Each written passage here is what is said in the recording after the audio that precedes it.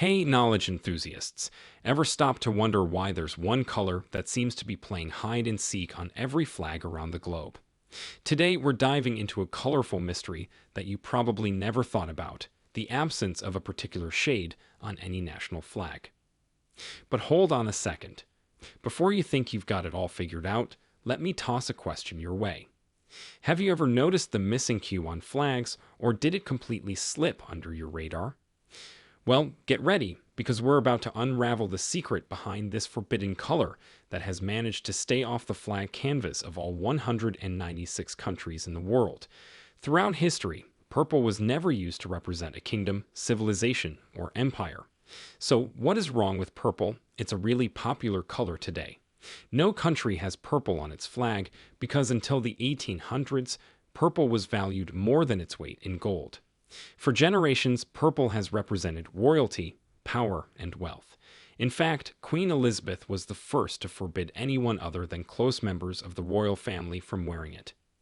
Purple's elite status stems from the rarity and cost of the dye originally used to produce it.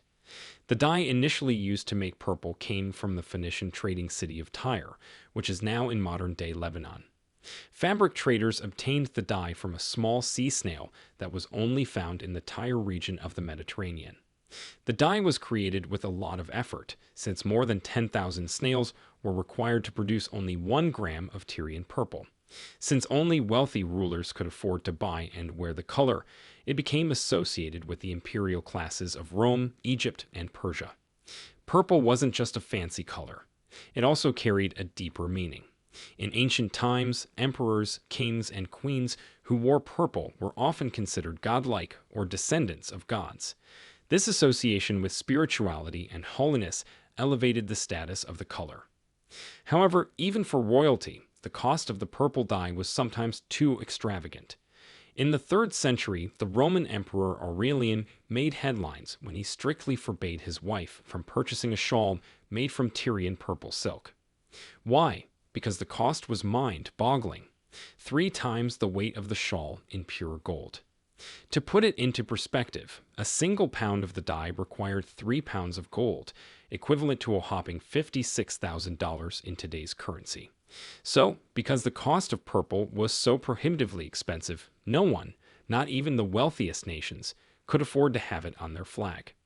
The color became more accessible to the poorer classes approximately a century and a half ago. In 1856, an 18-year-old English chemist, William Henry Perkin, noticed that the compound could be used to dye fabrics, so he patented the dye, manufactured it, and got filthy rich. Purple dye was then mass-produced, so just about everybody could afford it. The elite stopped valuing purple, and the status symbol faded away. But the country flags remained the same. When you see your flag at a World Cup or the Olympics, you start synchronizing your national anthem with friends and feel really proud. Why? Because your country's flag is unique and represents something important to you. The colors of the French flag, blue, white, and red, signify the country's values of freedom, equality, and fraternity, or liber egulite. In fact, that flag and its values got so popular that many countries started to copy it. Italy, Ireland, Belgium, Romania, Mexico, and a number of other countries also have 3 stripes. Similarly, Ethiopia's flag had a significant impact throughout Africa because Ethiopia was the country that resisted the most against colonizers. Another popular flag is the American one. Liberia basically copied it because it was founded by freed captives from the US. Even Brazil had a flag that looked like this, but it only lasted 4 days. Most flags in the Arab world are red, black, white, and green because they come from a single panorama flag, which they used to rally and break free from the Ottoman Empire. Other Arab countries, such as Algeria and Tunisia, prefer to use the Islamic crescent moon to honor their Muslim traditions. In the land of the Vikings, particularly in Denmark, the presence of crosses on their flags symbolizes their strong Christian traditions. Denmark's flag, known as the Dannebrog, holds a special place in history, as it's considered one of the oldest flags globally, with a heritage dating back over 800 years. Also, did you realize that almost all flags are rectangles? There are 3 exceptions. The Vatican flag and Switzerland's flag are squares, while Naples looks different. The secret behind the missing color on flags unveiled.